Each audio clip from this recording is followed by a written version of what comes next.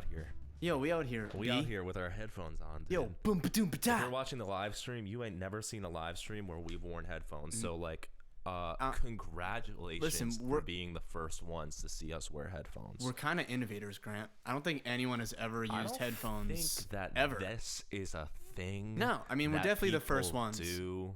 Listen, I created the headphone amplifier that's doing this. Yeah. I built these headphones from scratch. Yeah. So, speaking of building something from scratch, did you hear that Elon Musk announced that there's going to be 1 million robo-taxis from Tesla on the street by next year? What? Yeah. I heard he was talking about robo-taxis being a thing, but you got to take everything he says with all right, 70%, because I feel like every 6 months he's like, yeah, we're gonna do this next, and it'll be done 2 months tops, and then we never hear about it again. Yeah, he's kind of accurate with the things that he's not accurate with his timelines. That's like a notoriously known thing about him. He's not accurate at all with his timelines. Is it the timelines or is it the amount of things that he does? I think that the amount of things that he does severely affects his timelines. I think that he says timeline things. I honestly think that he says timeline things probably to manipulate shareholders and also he hyperbolizes, get people excited and get people to buy Teslas. Yeah. I mean, he exaggerates everything. I don't think it's like necessarily hyperbole. I think it's a marketing tactic. No, but I think he exaggerates everything, and it is a marketing tactic, but he's just exaggerating to, then for that reason and that reason alone.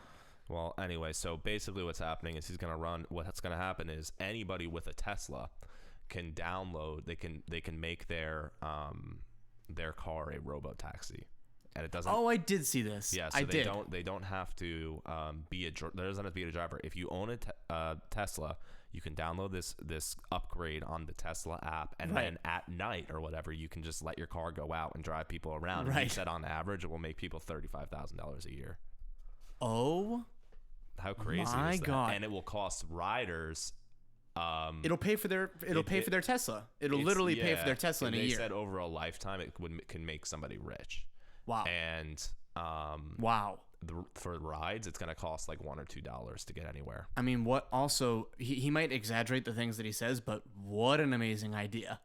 I think it will happen eventually. What I'm concerned about is the timeline. I just don't think that in a year. No, it probably won't be a year. Think about all of the regulations that have to go through with that. Saying. He might get it into a small city in a year and like half of the amount that he said he was going to get. Yeah. That he's going to, or not even half. He's going to get like 100,000 cars in like freaking South Carolina in a small city. Yeah.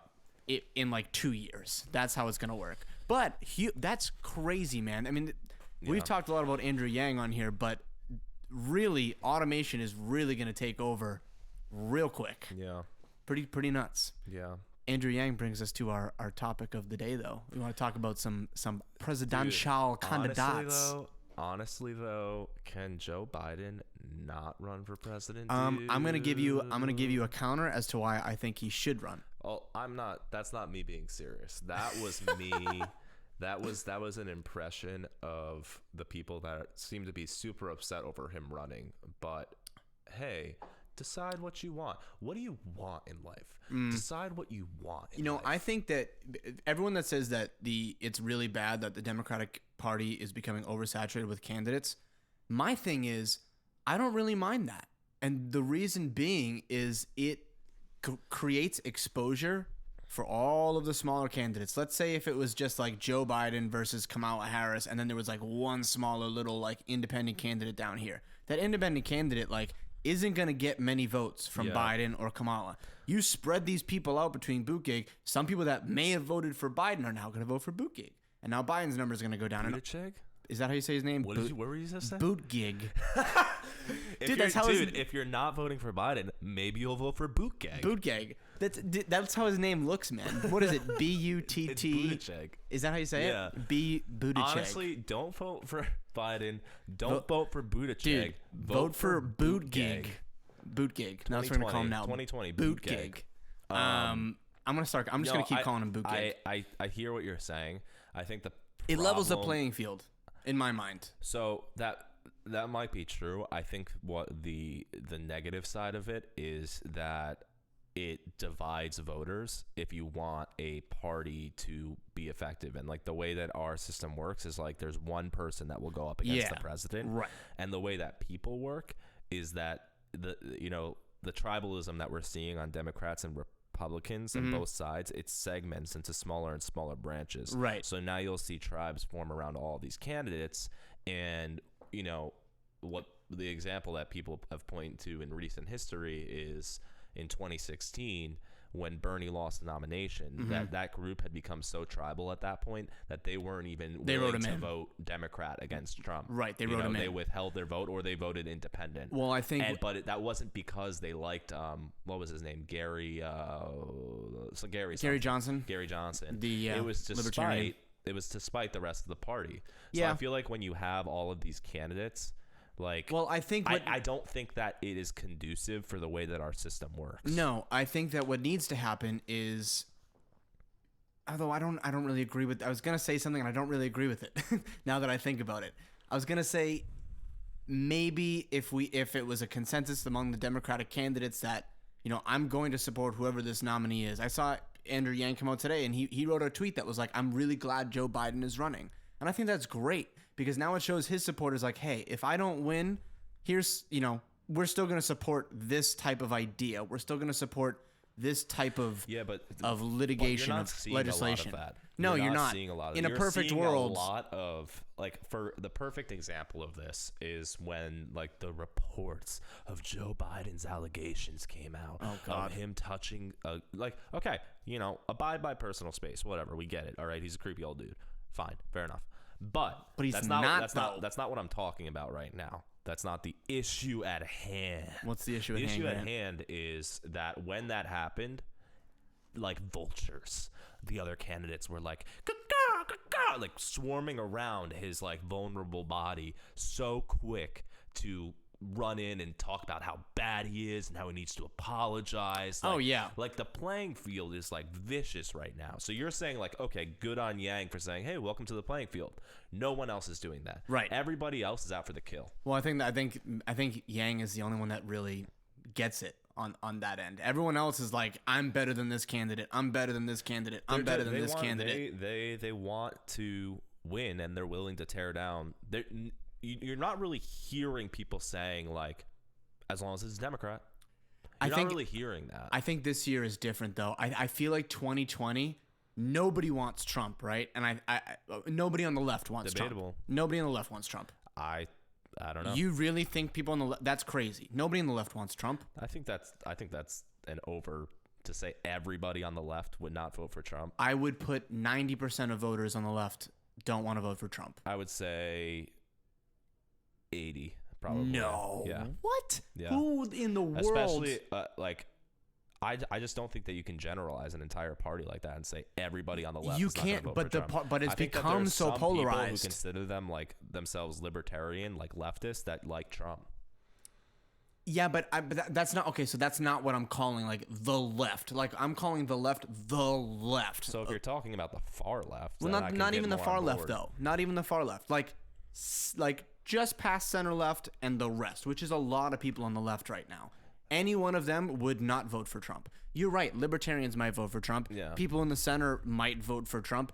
But if you're leaning left, there's a reason at this point in this running you're leaning left, and it's because you don't like who's on the right. I think that a majority of the left won't vote for Trump, but I just don't think you can say that nobody on the left is going to vote for Trump. Of course there's going to be, there's going to be a small percentage that does, and that's, you can't avoid that. Right. But I don't think that it's going to be a substantial number. But the problem is that people are stupid. Let me put it this way. Yeah. I think more people on the right are going to vote for someone on the left if it's a good candidate. It's weird though, man, because I think that we forget that Trump is like really popular on the right still. Yeah, he is. His polling is like above 90% on the right. Is it really? It's crazy. I haven't even looked at that. And the reason why like that's not brought up is because we never see it because we live in New York. Right, of course. And most of the people we know also live in New York or like an urban center. Yep. And so our echo chambers is just spewing Trump's new approval rating lowest of 30%. all. Meanwhile, like sure, that might you know, I'm sure a national poll might show that. But at the same time, we have these other polls that we're not seeing that are showing him having an incredibly high approval rating over Republicans. And we talk to friends who are Republicans, and they're like, he's doing a great job. Yep.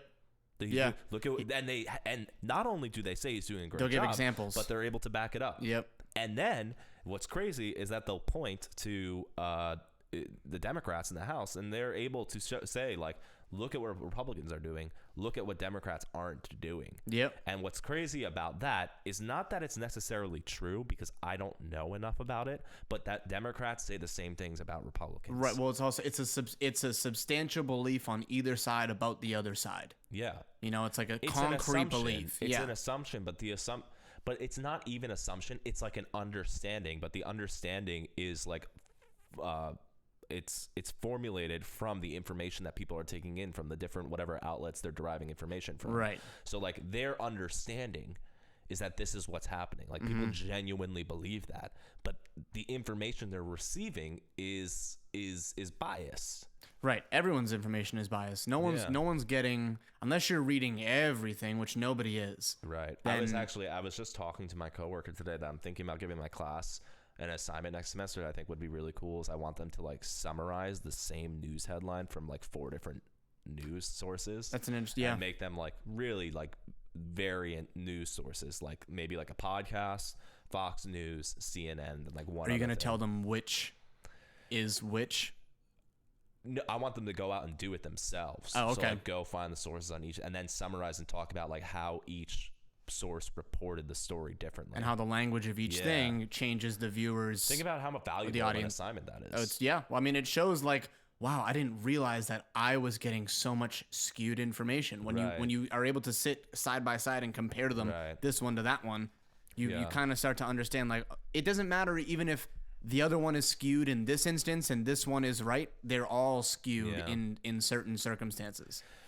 But like the whole, I'm sorry. Go ahead. Back to the candidate thing. It's like, doesn't it seem like because there's so much anger and hostility like out in the world right now, like the political polarization, I feel like it's getting in the way of people formulating who they want to vote for rationally, and rather it's more like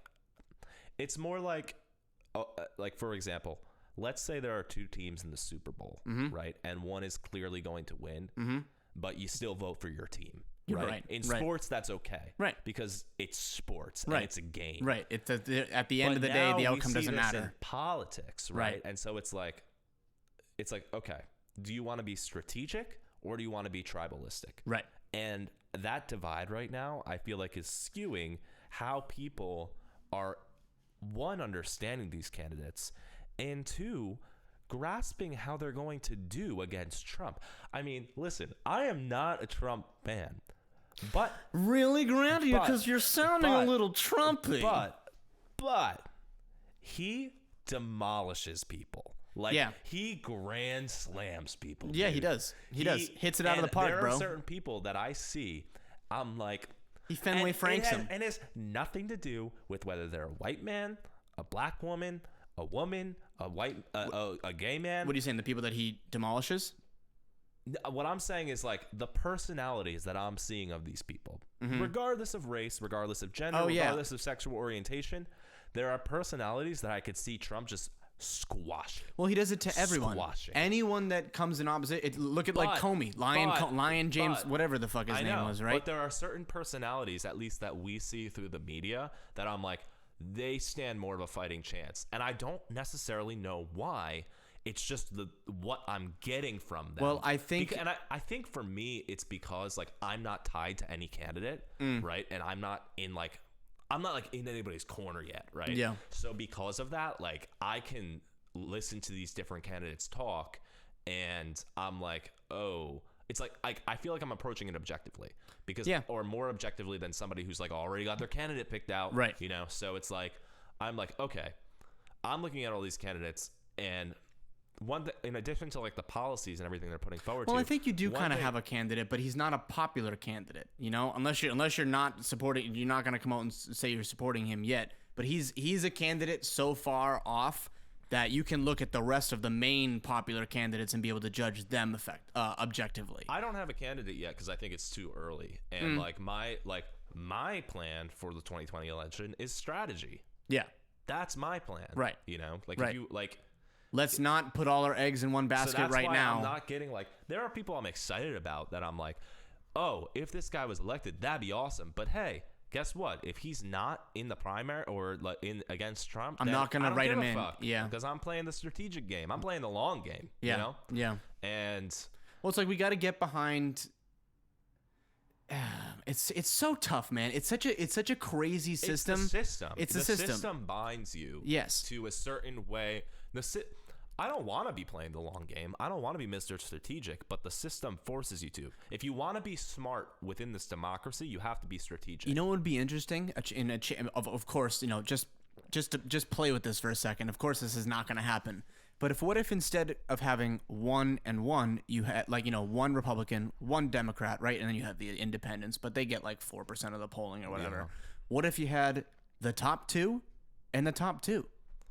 It and would kind of everybody, you can vote for everybody. And yeah, and you don't have to pick a party. You don't have to say, "Oh, I'm declaring as a Republican. I'm declaring as a Democrat." Do that. I think it's smarter. Yeah. I think it's a much better idea because then you have, if let's say you like the left, right? Let's say you like those policies, right, but your guy doesn't win. Well, now at least you have 2 different options, yeah, and those 2 can play off each other now. Yeah. This one can say, "Well, I like this." Oh no, but I like this. Right. You know, and now you can say, "Oh, well, I kind of side more with that guy." It's not a bad idea. Like I think that countries like France and South Korea have that, because I feel like I remember seeing when President Moon won in South Korea, like he only won like 30% of the vote, but because there's so many parties that run there or that get in a like that was enough to win, right? Because like they're divided, like some people get 11%, some people get 20%. See, there's the problem though, is right, we're a majority country. So if you only win 30%, you're gonna have an upheaval in the rest of the country. Think about how difficult it is to get something done with just having 51% support. Right. You know, right. Like that's the problem. Yeah. And in a way, like you can understand why that's not ideal, because I imagine in a country that's like that, I'm saying South Korea, I hope I'm right, I think I am, but in that country, like think about how difficult it must be to navigate that field once you're in charge. Right. You know? No, but nobody wants to listen to you because you only won 31% of the vote. So you have 31 support. 30, like it's tough, man. Yeah. It's really like a weird divide. But I really do think people need to, like, you know, I'm seeing these Facebook posts that are just like, if it's not this person or this type of person, I'm not voting for them. Right. Hey, man. Not smart. Hey, man. Why? Yeah. Hey, why? Doesn't make any sense. Screw your head on better. Right. Oh, put a brain in there. I'm seeing the most ridiculous posts. I'm seeing. Well, the other thing too, it's already happening, and this is what frustrates me the most. Dude, it's gonna be a nightmare. It's gonna be a mind. It is gonna be a nightmare because it's already a bad dream. The 2016 election was exhausting. This one's gonna be 10 times worse. Yeah. Because now what you're seeing too is now you're seeing the identity politics play into it as well. Yeah. Of like, I'm only gonna vote for someone that isn't a white male, or I'm only gonna vote for someone that is Trump, you know, like, because now there's another Republican running. I don't know if you saw that, Bill Weld. I'm only going to vote for Trump. I'm only going to vote for a woman. I'm only going to vote for the gay guy. It's like, hey, why? How about we vote for people? How about we vote for the best policy? Right. How about we all agree on we like this and we like this and we don't like this and we don't like that and we don't like the other thing. Okay, well, the other thing that's really happening too is, and I think this is why people aren't gonna, why, like you were saying, most candidates, you would put them up against Trump and you'd be like, oh my God, they'd get destroyed. Yeah. And it's because they're politicians. Yeah. It's because they're playing the I've got to appeal to the audience game. Yeah. Not I've got to beat this guy on logistics. Right. Like, you know? I was watching clips from Buttigieg's town hall. You mean Bootgig? Yeah. From Bootleg Bill's town hall. Yeah. And Bootstrap Bill. Yeah. His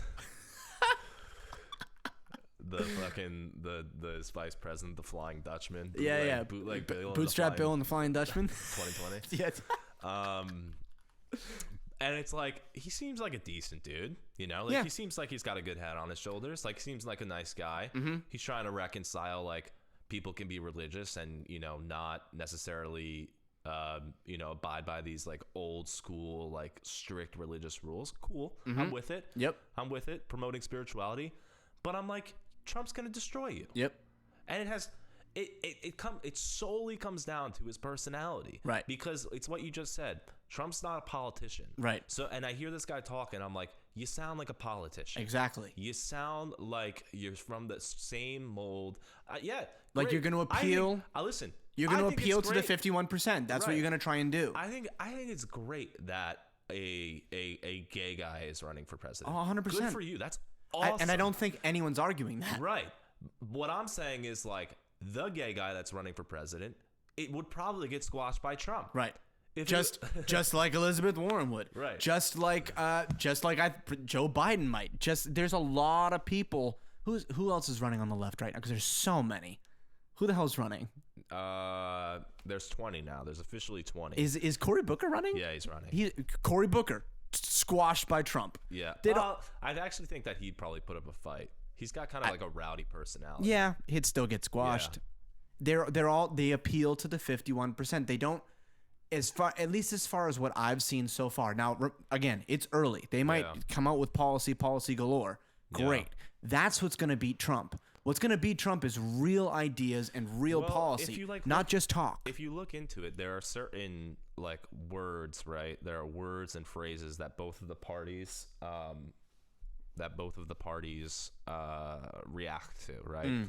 So like Republicans and conservatives, they're more about like concrete vocabulary of like jobs, right? Policy, right? Well, there you go. The economy, right? The stock market. Democrats like equality, right? Freedom, right? Very abstract ideas, right? Abstract. And how do you put a pin on that with the way you're speaking in these town halls and in these debates? The only way that I think you are going to win the 2020 election is if you understand that like political affiliation runs deeper than just like I signed this piece of paper and now I'm a Republican or Democrat. Like people's brains work differently, right? And people respond differently to different stimulation, right? So if you're a person that's only going out there and only talking about equality and only talking about social justice, which are good things to talk about, right? But there's other things. You are not campaigning in the way that's going to make you win, right? Because there are certain people that hear that, one, don't respond to it, and hear it and sort of resent it because people that have spoken about that in the past have kind of screwed them over. So there's like just in the language that they're using, I can already predict that they're not going to win because they're not going to catch the ears of the people that they need to. It's kind of like they're running on a thing, right? They're running on like one thing, whereas a good candidate, like let's talk about Trump for a second. I don't think he's a good candidate, right? I don't think he was a good candidate in 2016, but he talked about this thing and then he talked about another thing and he had this thing that he was concerned about and then another thing, and he was able to gather all of the masses coming in. What he did was he identified problems, right? He identified problems that nobody else would talk about, right? Because they weren't like the mainstream problems, right? They weren't the problems in New York and the problems in LA, right? Exactly. And that's what won it for him, yeah, because he was willing to step outside of those like cliche, like, you know, climate change, social justice, again, big issues, all about it. Yeah, I'm saying it, right, shouting from the mountaintops. We are not, but there's other issues too. You know, there are other issues. There are other people that have other problems. Yeah. You know, and you have to talk about those people. It's amazing that me saying this like makes me like edgy and like not mainstream. Like, well, you know? Yeah. Like, whoa, Grant's on the fringes now. Dude, it's so and I know. What's so funny is I saw it was Bernie. He was at it was either a town hall or he was at some sort of conference, right? And they were asking him a bunch of questions. He wanted to talk about one specific thing. I don't know what it was. I didn't watch it fully, but he kept wanting to talk about one specific thing. And they kept asking him about other things, like other policies that he would bring up. And he kept he wouldn't talk about it, and he kept reverting back to that one thing. Bernie's thing is like, we gotta take down the big banks. Right. We gotta take down the big banks. That's a great Bernie impression. Is it? No. That was my first time ever doing it. No. We gotta take down the big banks. No, it's terrible. It looks like him though when you talk. Yeah, but that's what he always goes back to. He's like, the rich are too rich, right? And we got to take down the rich. That's like that's his thing. Right. That's what got him where he is. Right. But he won't touch on anything else. And if you don't touch on anything else, dude, not even that people are gonna resent you. Yeah. It's that the fact that you're not talking about those things, you have no interest. They're not interested in you at all. Right. You know. And if there's no interest, well, think about it. Like, too bad. Think about Sanders' thing now. He's known by most people like as that socialist guy, right? Because he only spoke about those issues for so long, right, that he's now pigeonholed himself, right, into that label, right. So you're not going to get new people looking at you, nope, because you went so hard on those few things that whether you actually are defined by those things or not, right, people see you that way, right. And so you're not this new fresh face that can be molded now to accumulate new voters by changing your tune, because nobody's listening to your new tune. Dude, it seems like such a simple solution for these candidates too, you know? It's just like, come up with a policy for each of the main issues, even the issues that you don't think are relevant to you, your voters. Come up with a policy. I think they're so afraid. I think that because they're not dumb, I think that what's happening now is that everything is so sensitive that they're afraid that if they start talking about a new policy or something that doesn't appeal to at least the 51% that they know is in their corner, their base. It's a gamble, right? They might lose their base. So let's say they lose 5%. Well, now they have to make up 6% on the other side, right? With the risk they took by going about that other policy, right? By doubling down on the policy that they know works, right? No, not even the policy that they know works. A policy that might not be super popular amongst their base. Well, that's what I'm saying is if they lose voters because they went off for that. That's what's happening here. Because it's a calculated thing, right? It's like they're presuming, I think incorrectly, that the only way to win is to rally the Democrats and get all the Democrats to come out for them. And I think the easier way to win is to rally everyone. Yeah, right. Yeah, and figure out a way to do that. Yep. Is it going to be hard? Yeah, absolutely. Figure it out. Well, you want to be the president? Figure it out. Trump figured it out. Figure it out. If Trump figured it out, you can figure it out. Right. Literally, the answer to Trump is policy. That's all it is. Come up with a combative policy that goes against the things that he's already done, and or that even helps the problems that he identified back in 2016. Come up with a policy that at least that you can argue with him on. Yeah. And if you do that, then you have a fighting chance. But if you just appeal to your base and to the people that you think might vote for you, you're never going to pull anyone from the other side, and you're never going to win that way. You're going to go down swinging, dude. Yep. You're going to go down swinging. Yeah. I'm calling it right now. That's a good way to put it. Go down swinging. Dude. You're down 0-2. Go for that third strike. Hey man, strike. You're out. That's what I'm gonna do. That's straight up. If Democrats do something stupid and nominate the wrong person, I'm literally gonna go, you're out. Strike one. They're already on strike one. My strike one right now, calling it. Their strike one is their stupid tribalism. I'm giving you a strike one. When they nominate the wrong person for the primary, I'm gonna go strike two. And then when they lose to Trump, I'm gonna go strike three. Wait, can I do my you're out? Can I do my you're out thing? I have a great. I love my impression. Strike three. You're out. There we go. All right, moving on. We're gonna move on. We're gonna move on from that one. Wait, one more. No, we're moving on. Okay, so to transition into our headline segment. Oh, you got good ones? Because I got good ones. So this one's kind of fun, kind of hip, kind of new. DailyMail.com on their health page reads, do not, capital letters, not put garlic in your vagina. I was gonna say that one too. Top gynecologist warns women who use raw clothes to ward off yeast infections that is the perfect area for a killer botulism bacteria to grow. Okay, so the details here Grant, say, let's just be clear here. Have you been putting garlic in your vagina? Grant. So, moving on. The old wives' tale, still used today, recommends garlic to treat yeast infection. Dr. Jen Gunter said there is no evidence to support the home remedy. It could instead lead to the growth of a toxic bacteria as garlic is grown in soil, a life-threatening condition. Botulism can cause paralysis and can be fatal. Oh my God. I mean, listen, you're taking something from the ground, you're putting it up. You're putting it up there. Like, what do you think's gonna happen? That's people are putting things in too many places. Yeah, dude. Keep go. Elaborate on that. All right, so I mean, people have been putting. What are you putting? Not me. I'm saying people. People have been putting things in too many places since the rise of the internet, dude. Oh yeah. Yeah, because one of the first videos that everybody in middle school looked at was the guy sitting on a jar. Oh yeah, hey, bad idea, bro. Don't put a jar in your butt. Probably not a good idea. Honestly, like that. Talking about campaign like things you can get behind. Somebody should run on that. Hey, don't put things in places they don't belong. I saw it. Yeah, great campaign policy. Grant Crawford, keep your things where they're supposed to be. You should run. That'll be your slogan. I'm Grant Crawford, and I promise that nobody's gonna put anything in places they don't belong. Yeah. I'm talking to you, jar guy.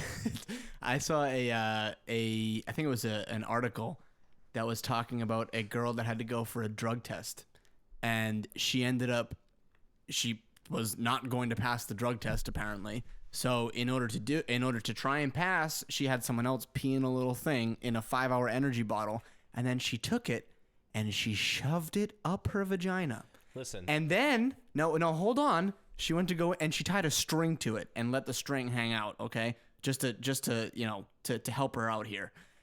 And then she went to go actually do the test, and it was gone. It wasn't there. So then she freaked out at the drug test. She pretended like she was having some sort of panic attack. Went to the ER. Was having a panic attack. Yeah. No, but I think she was pretending that she had something else wrong with her that constituted her going to the ER. Yeah. And it was behind her pelvic bone. They had to go in and do surgery to get this thing out. That shit happens all the time. But can you imagine? If you talk to doctors, they're like, "Yep, had to pull another light bulb out of his ass." People are constantly shoving things in their asses. Yeah. Hey, man. I'd put money on it 90% of the time being for a drug test. No, but there are things that are totally unrelated that they're putting in their asses. Just to do? Yeah. Just to feel it? Yeah, dude. People are putting things in their asses. People are fucking weird, man. People see an object. They're like, "That's a funny looking object. Wonder what it would feel like in my ass." Grant, what sort of Reddit threads are you going on, bro? I'm not. This is not. Grant. This is. Grant. This information is not even copyrighted because it's common knowledge, dude. You don't need a citation for this information. Oh, Everybody yeah? knows Wow, this. no sources? Fake news, bro. Fake news. I got a good one for you. Going along the lines of Bootstrap Bill and the Flying Dutchman. Buttigieg? No, Bootgig. Pete Bootgig would turn U.S. into a, quote, homocracy, says right-wing pastor. What does he mean by that? I will pull up the article right now and see what it says. Okay. Right-wing pastor E.W. Jackson, a frequent opponent of LGBT plus rights, has targeted U.S. presidential candidate Bootstrap Bill in his latest bizarre rant. Jackson, a former Republican candidate for the U.S. Senate in Virginia, said Buttigieg, as president would turn the U.S. into a homocracy and shout down conservative Christian media like his own radio. Oh, I've heard of this guy before. His own radio show, The Awakening. This guy's a fucking nut. He says somebody like that would go to the FCC and say, "You've got to crack down on these networks and radio stations." Probably not. Your president's doing that right now. Yeah. And then he said, "Normal men are disgusted by gay kiss." I think you're living in the fucking 40s, bro. Dude, I was having a conversation with somebody at work today who's from Florida, who was like, people are still like that outside of New York. So what he's saying, like normal men, or whatever, people, she said her boyfriend came to visit her from Florida, New York, and he was like, "Wow, it's so weird. Guys are just holding hands here. That could never happen in Florida." Wow. Interesting. Because I'm from Boston too, and Boston's pretty progressive on those. I mean, they're very progressive. They were one of the first states with gay rights, right? Gay marriage rights. That's really interesting. I didn't know But, that. like, how crazy is that? Like literally, it's like you get to New York and you're like in the future. Right. You know, it's like, welcome to the future. Yeah. Gay men are allowed to hold hands on the street. Right. What? They must feel that way about a lot of things. Yeah, I mean that's pretty crazy. Welcome to 2019, people. Get with the times. Welcome to America, dude. Yeah, That's honestly. crazy. Welcome to the That West. the same country can be so different in the corners. Well, of it kind of gives light to the fact that we really are becoming two different countries, which is crazy and scary. I'm all about it, dude. Let's secede from the Union. I'm about the Civil War, bro. Yeah. Are you I'm gonna I would say I'm a Civil War advocate. Ulysses S. Grant Crawford? Dude, yeah. That's what I was named after. Yeah. Yeah, man. Probably not. He's an alcoholic. Like you? Just like me. All right, you got another one? Yeah, I do. All right. You can now spend the night inside a giant potato Airbnb. What? What? A very tasteful house is up for grabs on Airbnb. Tasteful being the key word. You know what? I got a question there. Fuck, this is a video, not an article. Okay, basically, it looks, I'm going to describe the video. Is there cheese in there? There's a giant potato in a field. Is it baked? It's carved out. Oh. And there's a bed inside of it. Wow. And you can go inside of it, and there's like chairs and stuff, and it's a little Airbnb. You can rent to sleep inside of a giant potato. Now, is this potato edible in its current form? It actually looks pretty cool.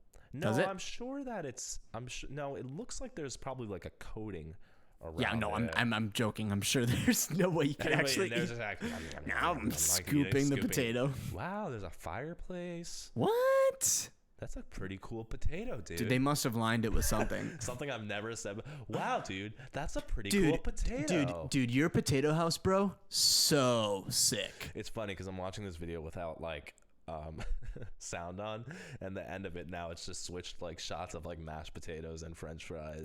And, like, I wonder if there's like a nice. Next time I go shopping at Trader Joe's, I'm gonna pick up a potato and be like, "Wow!" Say it out loud. Wow, this is a cool potato. We should do that on the next episode.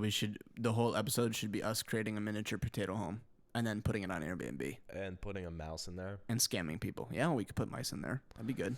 Dude, we could totally make a miniature potato home. Put a mouse in there. We should put the little mouse that we had back there running around. That wouldn't fit in a potato. That was a big boy. Nah, bro, I can find some big ass potatoes. Don't doubt me, bro. Don't anyway, doubt so me. that's pretty crazy. Cool things that humans do. Live inside potatoes now. I don't know if that's a cool thing that humans do or I think humans. Humans are bored. It's pretty innovative. Humans are bored. That somebody saw a giant Innovative? potato and was like, "I'm gonna put a bed in there." Innovative? I feel like innovative has to go like upwards in the scale of progress. Hey, let me ask you this, Keith. Have you ever created a home inside of a vegetable? No, or because rather a tuber. that's not going forward, bro. That's going backward. It's creative. Creativity isn't always a constant. What is forward anyway, man? Oh, where even are we, bro? Yeah, are dude. we even in New York, man? I got a good one for you. You ready? This is our favorite guy. Who's our favorite guy, Grant? Guess. Give me 3 guesses. Go. Who's that? 1. On this podcast? No. Our three favorite guys. We apparently share favorite guys, so I have no idea. just go with it, bro. 3 guesses. Okay. Quick. 1. Name someone. Andrew Yang. No. It's not gonna be like. Is it a presidential dude? No. 2. Go. Tom Brady. Not my No. favorite, but your favorite. No. Hate him. No. This is his son. No. You're being way too serious with this. But on the real though, Tom Brady does kiss his son. Tom Brady is the GOAT. The greatest of all time. So don't even go there, bro. He can kiss whoever the hell he wants. Well, he clearly does that, considering he kisses his son. He only kisses his wife and sometimes Bro. his son. Okay. Video documented. I said and sometimes. Well, his listen. son. The sometimes that he kisses his son lasts for a long ass time. Yeah, it was a little uncomfortable. I have to admit. Okay, last guess. I don't know. Dude, if you don't get this. Bernie Sanders. Oh my God, you're too serious. Nicolas Cage's wife of 4 days seeks spousal support. Wife of 4 days. Yo, Nicolas Cage was like, "Marry me." So, okay. And then 4 days later, he was like, "We're getting a divorce." Yeah, Nicolas Cage. We're getting a divorce. Nicolas Cage's estranged wife may have hit the jackpot, even though their Las Vegas marriage only lasted 4 days. Erica Koike is asking for spousal support, according to legal documents obtained by TMZ, claiming she missed out on... Okay, you're a fucking nut. She missed out on job opportunities due to her relationship with the Moonstruck star, and that her reputation has been hurt by his allegations. She also wants him to pay for her legal fees. It sounds like she married this guy for the money. Imagine if you were married to someone for 4 days and then they pulled this. Like yeah. The real question in this whole thing, though, is who gets the Declaration of Independence? Well, who's gonna go underneath the church to figure all that crap out? No, I'm saying like Nicolas Cage. It's in his possession. The Declaration? Yeah. Is it though? Yeah. No. Yeah, it's in it. No, it's in his possession. Yeah. No, probably not. Yeah, it is. You think so? Yeah. Well, also the very funny thing about this is not only does Nicolas Cage own the Declaration of Independence, but he also owns like dinosaur bones and like exotic animals like tigers and shit. Wait, he actually owns those things though? Yeah, and also the Declaration of Independence. No, he does. No, he doesn't. Dude, Nicolas Cage owns the Declaration of Independence. If Nicolas Cage owned the Declaration of Independence, he would be writing on the back of it like all of his like starring roles and like... Maybe he's allowed to. He owns it. Do you think that... Oh, shit, dude. 2020 mix-up right here. We're going to get there, and he's going to, like, have the Constitution. He's going to, like, have revised the whole thing. Saying that, like, we need to cast him in every movie there ever has been, and we need to give him more tigers. All of the tigers in the world have to go to Nicolas Cage. It's going to be crazy, bro. Like, I wish I was in the room for, like, when he bought the tiger. Or, like, how that happened. I want him to run for president. You think he woke up and he was like... I want a tiger? Or you think like some guy hit him up and was like, you need a tiger? And he was like, yes, I do. Yeah. You're right. That's exactly what happened. That's exactly what happened. Yeah. He doesn't have the wherewithal to say, I need a tiger. You need a tiger. It will really complete your image. Yeah, bro, need a tiger. All right. I'm a vampire. Oh, this is fun. This is an Argent. Wait. It's my... Dude, you just went. No, you did the Nicolas Cage one. Oh, bro. All right, go ahead, man. Fine, get your turn. It's gonna suck anyway, bro. Why are you trying to do me like that, dude? Because I clearly. Why are you trying to do me? All right, I have 2. Okay. 2. Wait a minute. What the hell? I can't do 2, but you can do 2. I'm gonna say this one because I tweeted it. Okay. And it is not the best one, but I thought it was funny. And so I tweeted it, and I also posted on my Instagram story multiple times. So Salma Hayek. Oh, I saw this. 52. You posted on your Instagram like 4 times. Shows off, quote, secret tattoo in saucy Instagram I don't selfie. see why you have a problem with saucy, bro. Dude, hey, man. Listen. No, nobody. I don't care if you're alive. You don't describe something as saucy unless it's pasta. Hey, Grant. Okay? Hey, Grant. It's true. I today when I was walking home, it was a creamy walk. It was really creamy. Okay, so the logic doesn't apply there because I'm talking about the word saucy, not creamy. It's kind of similar. No, it still applies to pasta. Creamy it's thicker. Okay, we're talking about saucy. A tomato zazz. Creamy, the thing with saucy is that somehow people get away using it seriously. Yo, give them the sauce, bro. That's my yeah. You could say somebody's creamy, but somebody'd be like, all right, fuck you. But if you say somebody like, there are men out there. There's a guy who wrote this. Who was like, why do you think it's a guy? All right, it actually wasn't. It was Kathleen Joyce from Fox News. Doesn't matter. There's a guy or a girl out there who's like, damn, look at that saucy Instagram photo. Yep. And they said it and they wrote about it. And they wrote about it. And then no, actually, here's the thing. Headlines aren't decided by the authors. So the editor of this was like, I bet the author was like, in sensual Instagram selfie. And the editor was like, scratch that.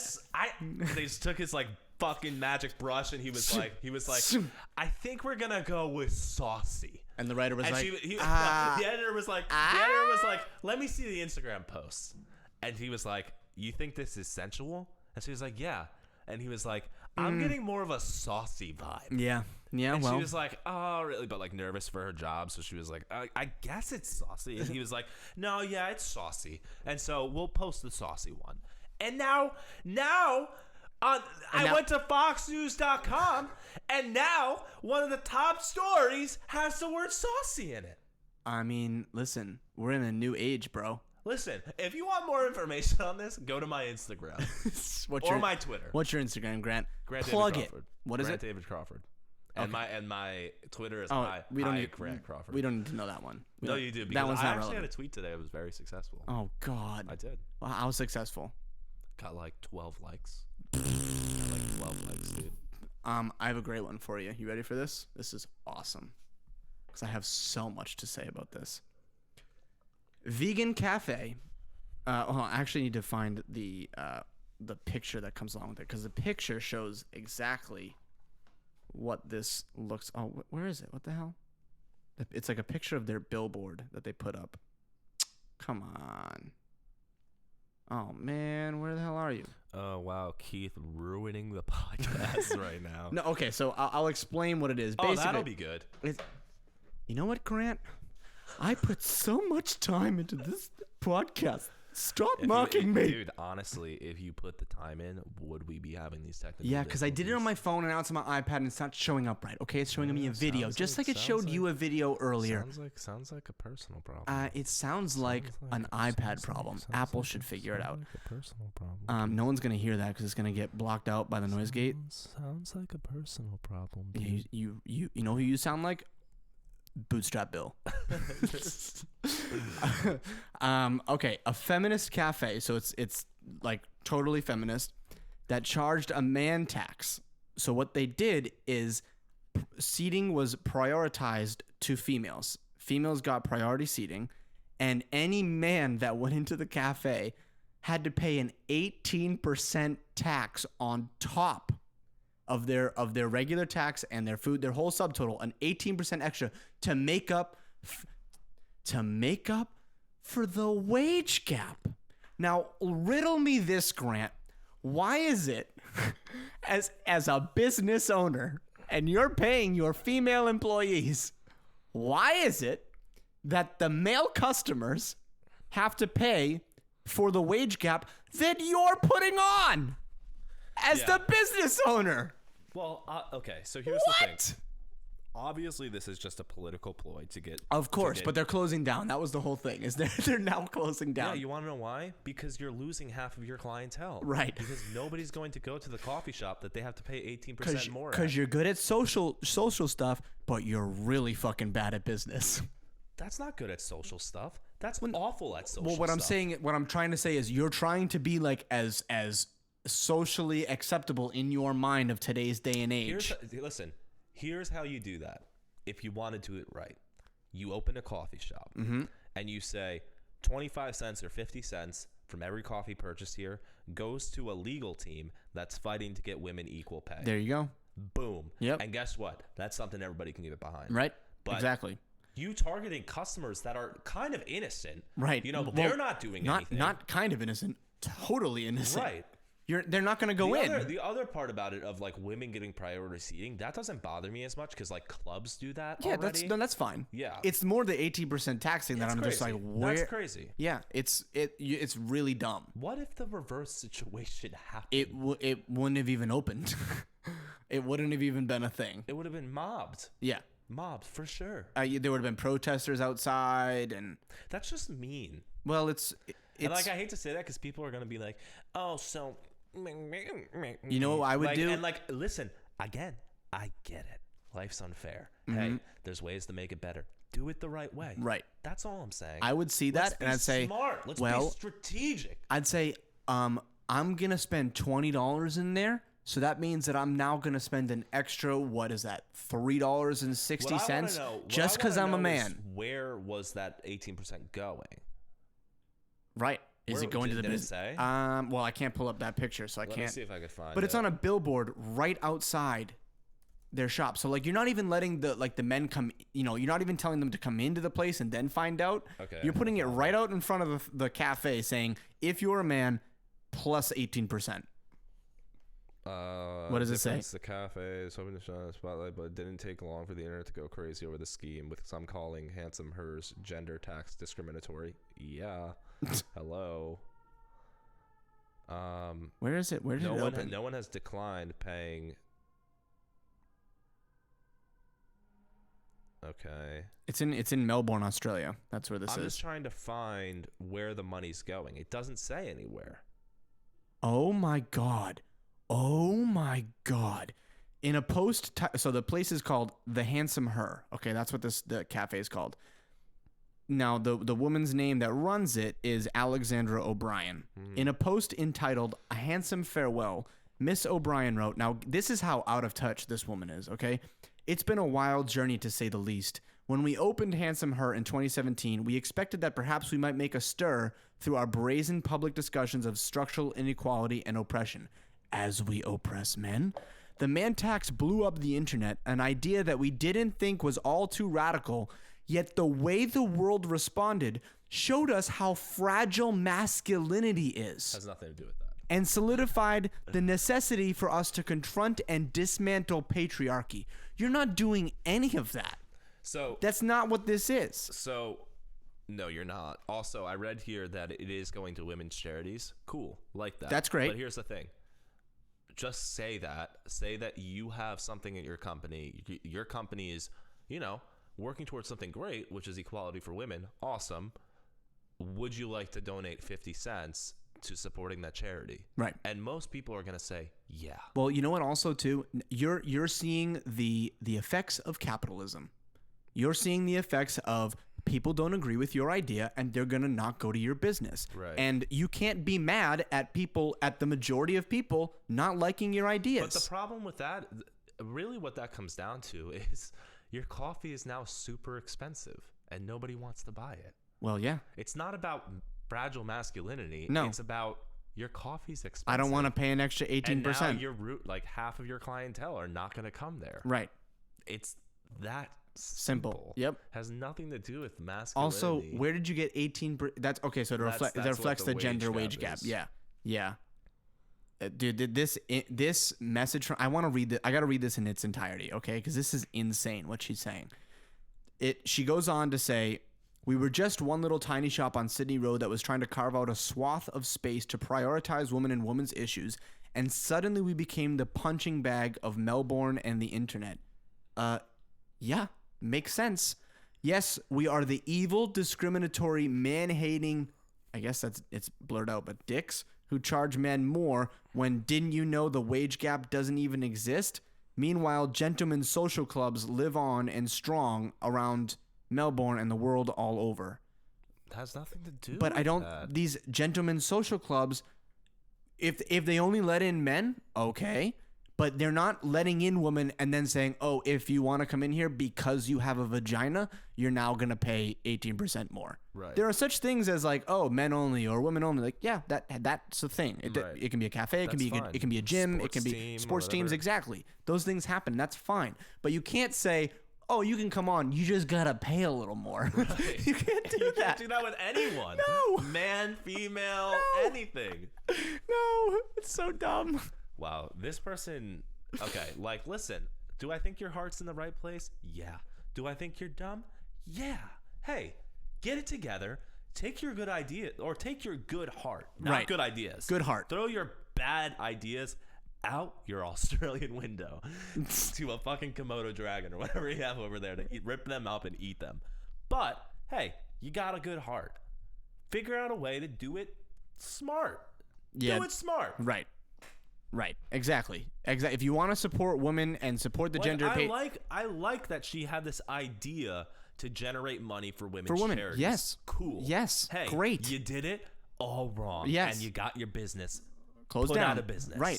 Right. So just it's what is so difficult about doing what everybody else does at checkout? Who's like, hi, would you like to donate $1 to everybody that needs help?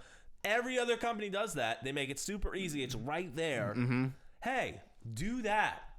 Or right. do something else. Right. Have a poetry night where all of the proceeds go to a woman's charity. Yeah. God damn, man. Yep. You can't force anything like that on people. You can't fight. You can't combat oppression and discrimination with oppression and discrimination. It doesn't make any sense. It's bad, and you're going to get pushback, and a lot of it, just like you would if you did it on the other side. And the problem is that I feel like people that, on both sides, if they feel that their heart is in the right place, then everybody else is crazy. Right. And it's like, no. like your heart might be in the right place. Like nobody's really disagreeing with where your heart is. Like, I feel you. I think that's cool. Like I said before. Mm-hmm. But just because people don't like your tactics doesn't mean everybody else is evil. Maybe you should take some constructive criticism, and reevaluate how to manage your good heart, and like put those good vibes out into the world in the most productive way possible. Right. Well, that's a big thing that you just said there too, right? Is being able to take constructive criticism, because it's not like this happened overnight. She's probably been getting like railed by these bad comments in business for a while. It's like cognitive dissonance. It's like you double down. It's like, oh, okay, they're not happy about it. Well, the wall has got 10 feet higher. Right. Literally the same thing. Yeah. Yep. Oh boy. Go ahead, Greg. Give me another one. No, we're done. That was 3? We're done. That was 3. Yeah. Oh, can I say this one more, because I think this is. I'm not gonna say the story. Okay, yeah. This is legitimately a headline on BBC. An actual headline. I might have seen this, but okay. What the hell is her last name? Because I literally don't. I don't even know. One headline on BBC. I go, I might have seen this. As if it's not a massive news network that comes out with hundreds of headlines. What's the Duchess of Sussex name? She's an actress. Markle? Yeah, Meghan Markle, right? The title is Meghan closes a car door. That is the headline. And the article is literally about her closing a car door. That has more to say about England than anything. Right. Because what that is, I don't even have to read it to know. It's that, oh my God, royalty closed their own door. Right. Hey, England. Exactly. Not 1600s anymore. Right. Hey, England. It's 2019. Let's figure it out. Why do you have a queen? Wow. Dropping rhymes, dude. Yeah, okay. Enough of that. Okay. You're not a rapper, bro. Oh no. Are you going to start rapping? Uh-oh. Because Keith said I'm not a rapper, I guess I have to defend my masculinity. If you start rapping right now, I am going to interrupt every other line. No. Okay, drop me a beat, dude. Oh boy, you ready for this? Drop me a beat, dude. I gotta crack my knuckles first. Drop me a beat. That was my knuckles cracking. I thought that was the start of the beat. That sounds like it would be the start of a rap song. Slower. Oh man, you're killing my vibe, bro. Slower, dude. Slower. You can't. Do like a. Oh, we're going sexy here. Do that. All right. You can. Yeah. Don't tell me what to do. Please do that. There we go. Okay, thanks for saying please. Boom, ta, boom, ba, boom, ta, da da na na, boom, sing it, sing it,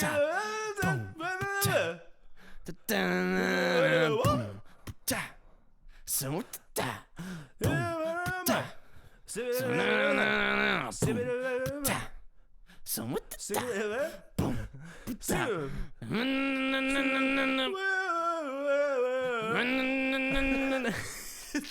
All right, moving on.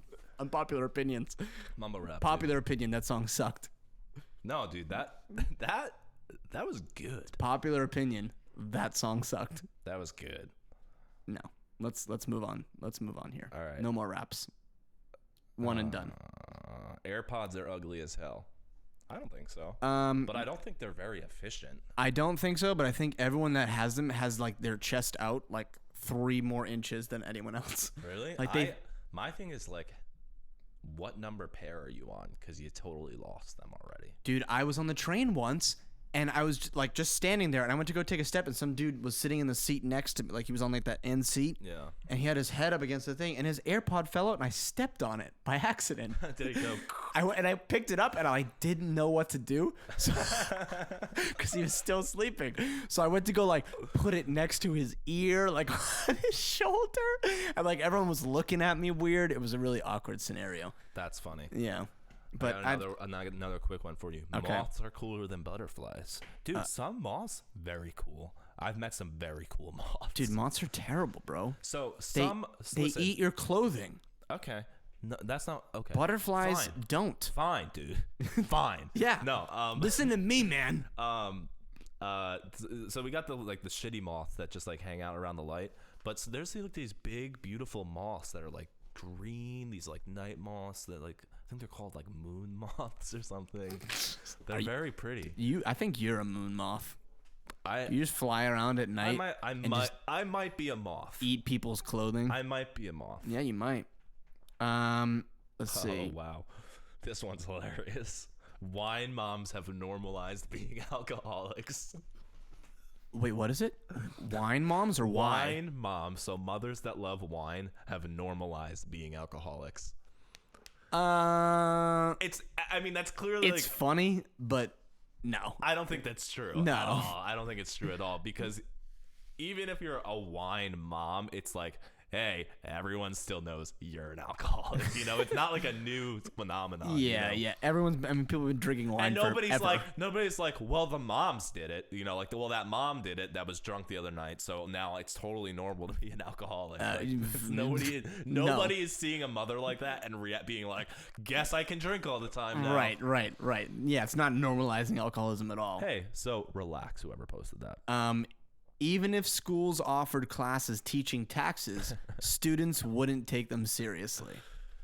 Disagree. No, okay. So I agree with that because we don't take any other class seriously? There needs to be something building up to it that lets you know how important it is. Because otherwise, students are going to hear taxes, sounds boring. Doesn't affect me. Okay, so it shouldn't be a taxes class. It should be a personal finance class is what it should be. Yeah. How to handle your personal I agree with that. How to open up a bank account. What does interest mean? What is, all of those sorts of things. I think so. How to balance a checkbook. There needs to be something like that. But I think that it needs to be constructed in a way where it's like, hey, you're going to need to know this.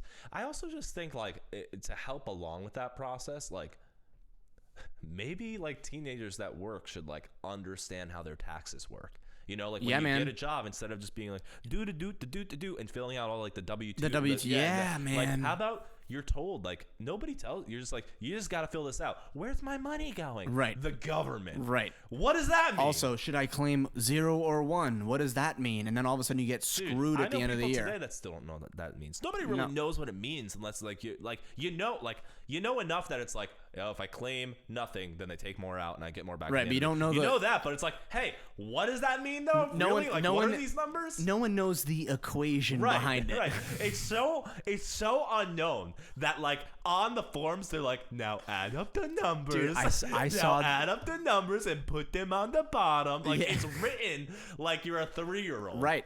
I saw this meme the other day that was like basically like it was all about taxes and the government, and it was like, so wait, you're telling me I have to fill out these taxes? And the government's like, yep. And then you're like, but how much do I pay? And then they're like, well, I don't know. And then it's like, but wait, how do you not know? And they're like, well, we do know, but you have to guess. And then they're like, but what if we get it wrong? And it's like, you go to jail. It's how it works. It's fucked, man. It's crazy. I have a great one right here though, because I do this all the time, and I've actually caught myself before. I'm like, is this okay? Yeah. The word dude is non-binary, and I totally agree with that. Because I call everyone dude. I literally call my girlfriend dude. Like, yeah, I do that too. Like I do it all the time. Yeah. And I'm like, is it, I get scared. Like sometimes if I'm around someone that identifies as non-binary and I call them dude, I'm like, oh no, did they think I'm calling them? Dude is just like a silly sort of like, what's up, dude? Term of engagement. Yeah. Well, it's like, what's up, person? Right. Like, what's up, human? I would, yeah.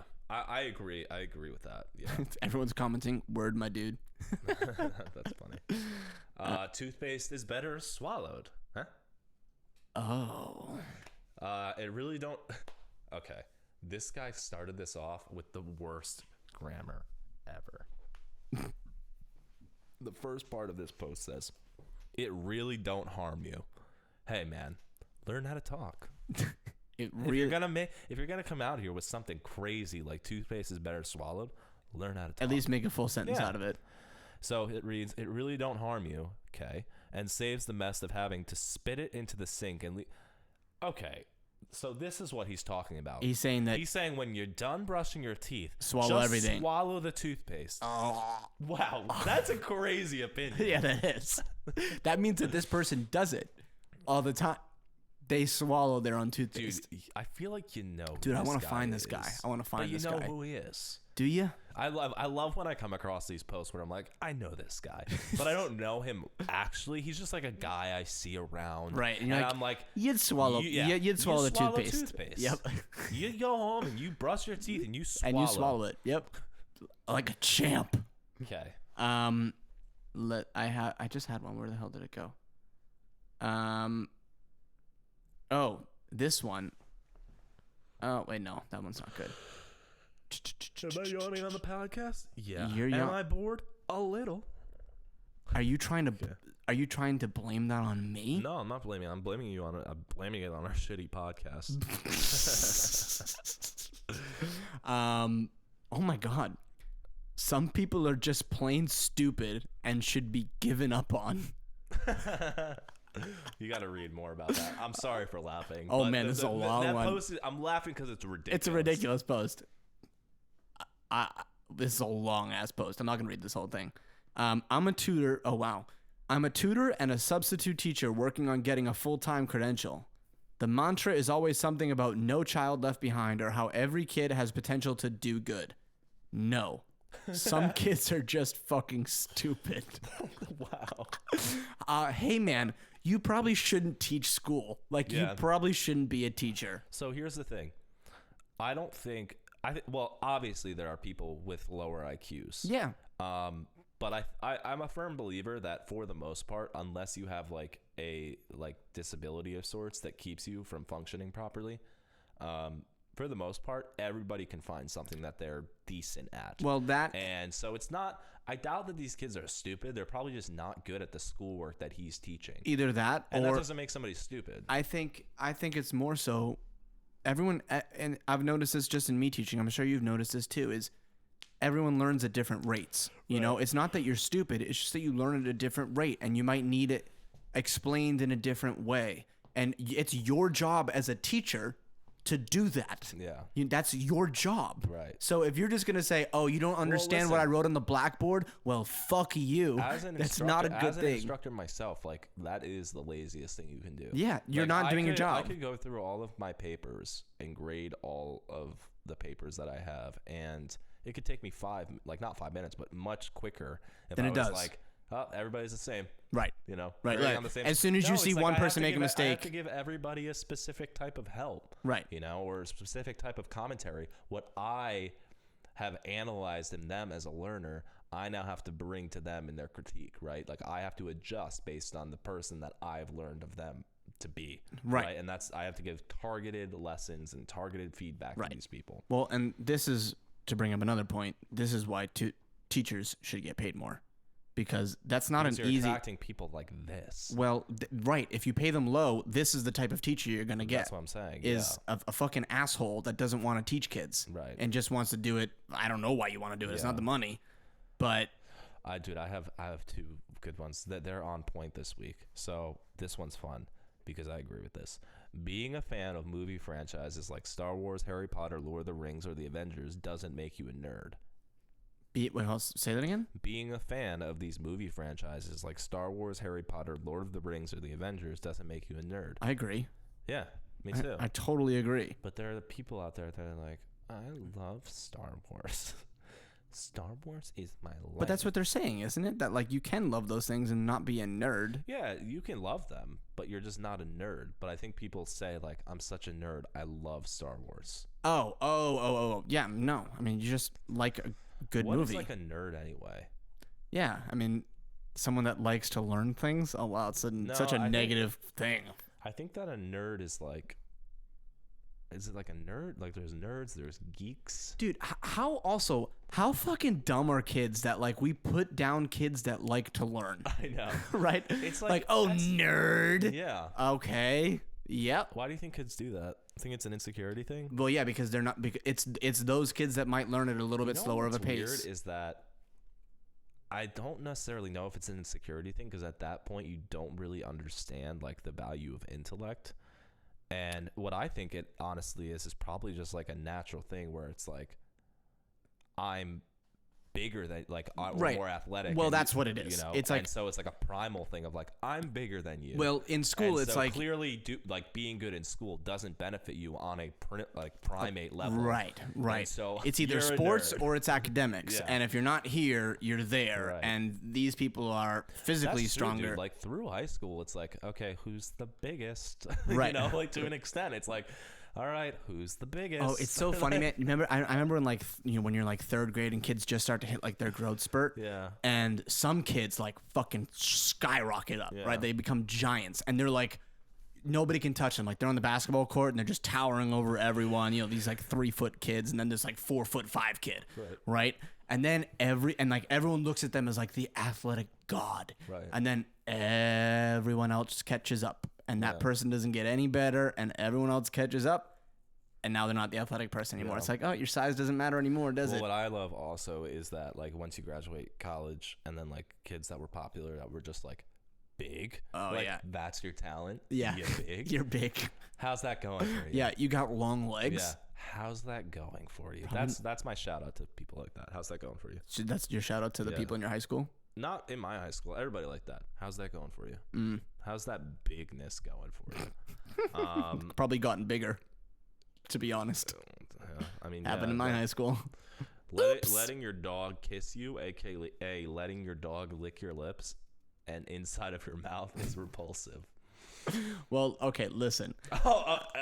Keith's gonna defend this. No, I'm not gonna defend this. He's What like, I'm gonna listen, defend, it feels good sometimes.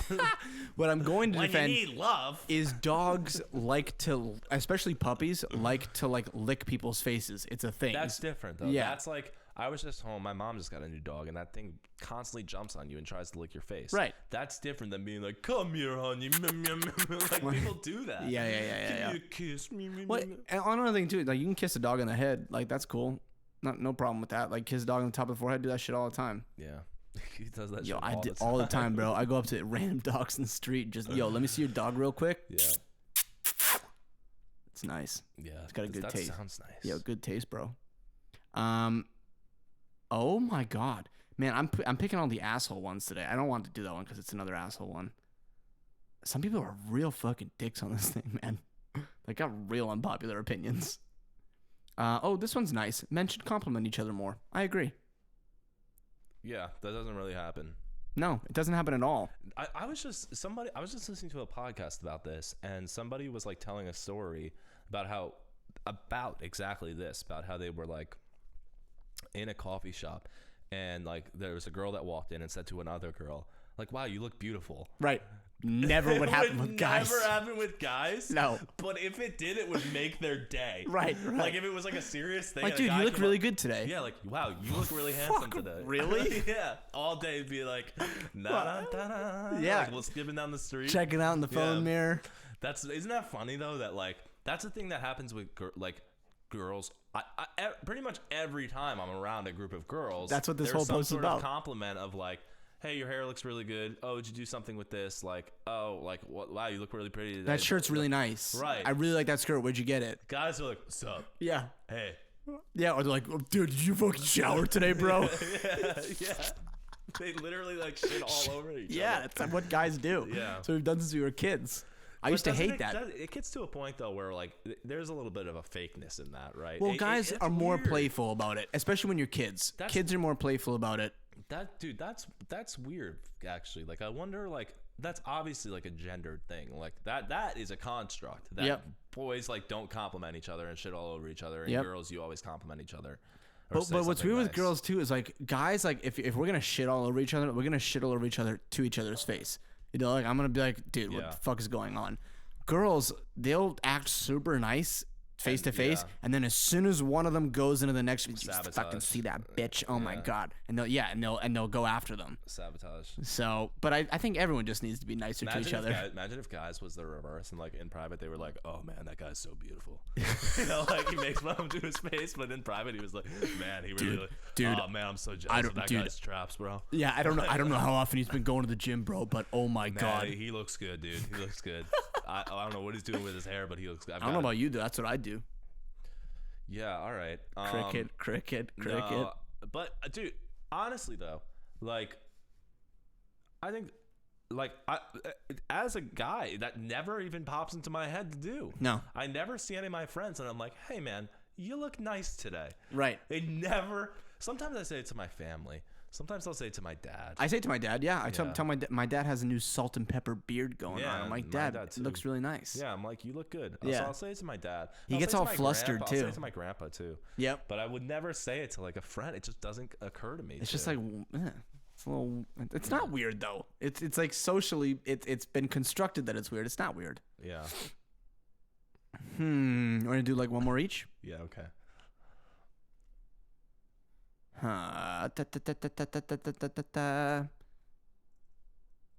Oh.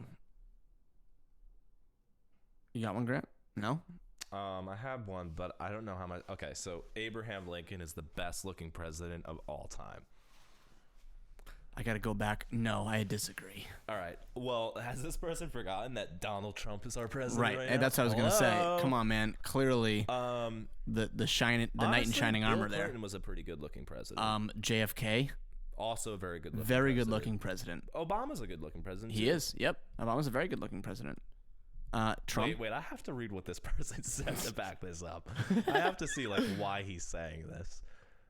While you do that, I'm going to try and find one. This is a joke. Is funny, it? Yeah. Okay. The cold north wind is blowing gray eyes. You know the years are quickly going gray. What?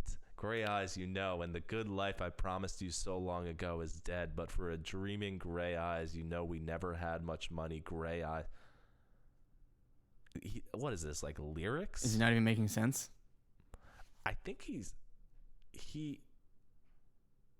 I think that he's reciting a poem while talking about Lincoln's gray eyes being really attractive. Oh? He's like infusing the two together? I think. And then, wow. Imagine being the type of person to post this. Somebody commented on it with this. Gray eyes also tend to reflect inner calm and strength and often hint at healing powers. You don't belong on Reddit. And post a link. Like a source. It's like, okay, yeah, guys. Enough. Not Reddit. Yeah, not for Reddit. What? Oh, you like Lincoln? I think you'd all. Yeah. You should read this article on the color of his eyes. Healing power of his eyes. Check this out. They say that Lincoln's eyes used to, that's what won the war. It was his eyes. Fucking. I got two because I want to one up you here. This one I'm not going to explain. But I agree. Gummy bears are the worst ice cream topping. Yeah, Agreed. Stupid. What are you doing? Hey, delete it. Yeah, delete it. Stop that. Yeah. Cut it out. And then this one I agree with. If you're against hunting but still eat meat, you're a hypocrite. Hunting is the most ethical way to eat meat. I agree. I don't hunt, but I agree. Yeah, I agree with that. You can't to be against hunting and still eat meat is weird. That's a weird stance to take. There are a lot of people that are like that though. How could you hunt? Meanwhile, they're eating like they're chicken. Well, I just saute. don't think. I think that those people shouldn't be against hunting and just recognize that they're not comfortable with it personally. Right. That's fine. Like if you're a person who's not comfortable killing another living thing, like that's totally fine. fair. That's cool. But you shouldn't be against people doing it when you're eating things that are slaughtered in factory farms. Right. Like you can't. That doesn't add up to me. No, it doesn't make any sense. It's very hypocritical. Yeah. Yeah, that was the last one I got. Okay. Is that it, Crawford? That's all. That's all, folks. That's all, folks. Bye. Oh my God.